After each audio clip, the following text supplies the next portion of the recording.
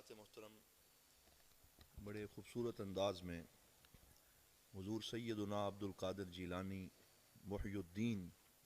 رضی اللہ تعالیٰ عنہ کی بارگاہ میں منقبت پیش کی جا رہی تھی اور بہت خوبصورت بزم سجی ہوئی ہے جو تصوف سیمینار کے نام سے حضور سیدنا غوث العظم رضی اللہ تعالیٰ عنہ کی 11ویں شریف کی مناسبت سے یہ وہ حسین روایت ہے جو حضور ضیاء الامت رحمۃ اللہ تعالیٰ علیہ کے دور ہمایوں سے لے کے جاری و ساری ہے۔ اور مجھے آج بھی وہ منظر یاد ہے کہ بالکل ہم چھوٹا سا میں بھی تھا یہاں پہ جب حفظ قرآن کرتے تھے تو اسی سٹیج کے اوپر 11ویں شریف کے پروگرام میں حضور ضیاء الامت رحمۃ اللہ تعالیٰ علیہ کو صدارت فرماتے ہوئے دیکھا، اور آج آپ کے لخت جگر، نور نظر، عکس جمال کرم، تصویر حضور ضیاء الامت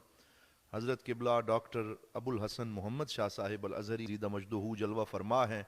اللہ تعالیٰ آستانہ عالیہ بیرا شریف کی ان رونقوں کو اسی طرح سدا بہار رکھے۔ جتنے مہمانان گرامی تشریف لائے، بیرا شریف کے ہمارے معززین وہ بھی جلوہ فرما ہیں، اساتذہ کرام جلوہ فرما ہیں، باہر سے جو مہمان تشریف لائے سب کے شکر گزار ہیں۔ اور اس تصوف سیمینار کا مقصد یہ بھی ہے کہ ہم جیسا کہ ابھی ہمارے اس استاد صاحب حضور شیخ الحدیث و تفسیر حضرت قبلہ پیر سید محمد اقبال شاہ صاحب گیلانی دامت برکاتہم القدسیہ، جو خود اہل بیت اطہار کے چشم و چراغ ہیں اور سید بادشاہ ہیں اور سچے سچے سید اور عالم دین ہیں، اور اللہ تعالیٰ نے ان کو ساری نسبتیں عطا فرما رکھی ہیں، تو آپ نے اپنی زبان فیض ترجمان سے جو خوبصورت گفتگو فرمائی اور تصوف کی مبادیات اور اصولوں کا بیان فرمایا، تو اس کا مقصد یہی ہے کہ ہمارے طلباء اور جہاں تک ہماری آواز جا رہی ہے اس دور میں یہ بتایا جائے کہ حقیقی تصوف کیا ہے۔ اور ایک طرف وہ لوگ جو تصوف کے اوپر حملہ کرتے ہوئے سرے سے اس کا انکار کرتے ہیں اور تصوف کے وجود کے قائل نہیں ہیں اور صوفیاء پہ پھبتیاں کستے ہیں اور جملے بازی کرتے ہیں اور چند نام نہاد متصوفین کی وجہ سے حقیقی صوفیاء کرام کا بھی انکار کرتے ہیں، انہیں یہ اجاگر کروایا جائے کہ اگر کسی شعبے کے اندر چند بہروپیے گھس آئیں تو اس کی وجہ سے اصل لوگوں کا انکار کرنے سے انسان خود مارا جاتا ہے اور وہ اس زمرے میں آ جاتا ہے جس کے بارے میں سرکار مدینہ صلی اللہ علیہ وسلم نے فرمایا کہ اللہ فرماتا ہے حدیث قدسی میں، من عاد لی ولیا فقد آذنتہ بالحرب، کہ جو میرے کسی ولی سے دشمنی کرتا ہے میں رب ہو کے اس سے اعلان جنگ کرتا ہوں۔ تو جس کا اللہ سے اعلان جنگ ہو جائے پھر اس کے بچنے کا کوئی امکان باقی نہیں رہتا۔ تو ایک تو ان کے اعتراضات کا جواب دینے کے لیے علمی تیاری ضروری ہے۔ یہ بالکل ایک شارٹ بات کر کے میں اپنے جو خصوصی ہمارے مقرر ہیں میں ان سے گزارش کرنے لگا ہوں کہ ایک تو ہمیں یہ تیاری کرنی ہے، آج کے اس تصوف سیمینار سے یہ پیغام لے کے جانا ہے کہ جو منکرین ہیں، معاندین ہیں، ان کو علمی جوابات دیے جائیں اور ان کے سامنے حضور ضیاء الامت رحمۃ اللہ تعالیٰ علیہ جیسے صوفیاء جنہوں نے شریعت و طریقت کے تمام قاعدوں کو نبھایا ان کی زندگی پیش کی جائے۔ اور میں اپنے عزیز طلباء سے یہ کہنا چاہوں گا کہ وقت نکال کر کشف المحجوب شریف کے اوپر وہ مقدمہ جو ہمارے شیخ طریقت نے مبسوط مقدمہ تحریر فرمایا اور جو ضیاء القرآن پبلیکیشن سے شائع ہونے والی کشف المحجوب کے آغاز میں تقریباً 50 صفحات پر مشتمل وہ مقدمہ موجود ہے، اس میں آپ نے تصوف پر ہونے والے تمام تر اعتراضات کا خود جواب ارشاد فرمایا، تو اس کو ضرور پڑھیں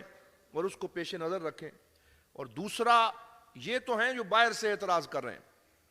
اور ایک پہلو یہ بھی ہے کہ صوفیاء کی صفوں میں ایسے لوگ گھسے ہوئے ہیں جو تصوف کی حقیقی تعلیمات کو فراموش کر چکے ہیں اور جن کے آستانوں کے اوپر میلے ٹھیلے ہوتے ہیں اور اصل تصوف کی تعلیمات غائب ہو گئیں، علم اٹھ گیا، اور ان کے صاحبزادگان اور ان کے دیگر حضرات نے علم کو چھوڑ کے دنیا پرستی میں وہ لوگ مبتلا ہو گئے، ان کو بھی حضور غوث پاک رضی اللہ تعالیٰ عنہ کی اصل تعلیمات تصوف کی طرف لوٹنا چاہیے تاکہ جو صحیح تصوف کے پیغام ہیں وہ ان آستانوں سے ان کی آواز بلند ہو سکے۔ اور ایک تیسرا شعبہ وہ بھی ہے کہ جو اپنے آپ کو مرید تو کہتے ہیں لیکن انہوں نے تصوف کو بازیچہ اطفال سمجھ لیا کہ کل کسی کامل کی بیعت کی اور پھر پسند نہ آئی تو توڑ کے کسی اور کے پاس چلے گئے، پھر کسی اور کے پاس چلے گئے، تو ان کو بھی ہرجائی کہا جاتا ہے. اور ہرجائی جو ہے وہ چاہے حقیقت میں ہو یا مجاز میں ہو اس کی گنجائش نہیں ہوتی. اور میں کہیں پڑھ رہا تھا کہ اللہ رب العزت نے یہ جو ارشاد فرمایا وَأَوْفُوا بِالْعَهْدِ إِنَّ الْعَهْدَ كَانَ مَسْئُولًا، کہ وعدہ پورا کرو، تم سے وعدوں کے بارے میں سوال کیا جائے گا. تو صوفیاء فرماتے ہیں یہ بیعت بھی ایک وعدہ ہوتا ہے. جب آپ اپنے شیخ طریقت کے ہاتھ میں ہاتھ دیتے ہیں ایک وعدہ کرتے ہیں کہ اس کے ساتھ اس وفا کو نبھائیں گے. اور پھر 2 دن گزرنے کے بعد پھر کسی نے تھوڑا سا کوئی رنگ دکھایا اور پھر اپنے شیخ کو اور اپنے آستانے کو چھوڑ کے بھاگ گیا، کوئی سیال شریف کی بیعت توڑ کر، کوئی گولڑا شریف کی بیعت توڑ کر، کوئی سلطان باہو کی فیض. اور بیعت توڑنی ہے اگر تو اس کے لیے بتایا گیا ہے کہ کہیں کوئی ایسا نعوذ باللہ کوئی کفر و شرک ہو جائے، کوئی جو ہے وہ فسق معلن یا اعلانیہ طور پہ کوئی ایسے معاملات ہو جائیں جو شریعت کے خلاف ہوں، پھر تو کوئی گنجائش بنتی ہے. لیکن جو کاملین کے آستانے ہیں ان سے تعلق توڑ کے کہیں اور جانا یہ بھی وفا کے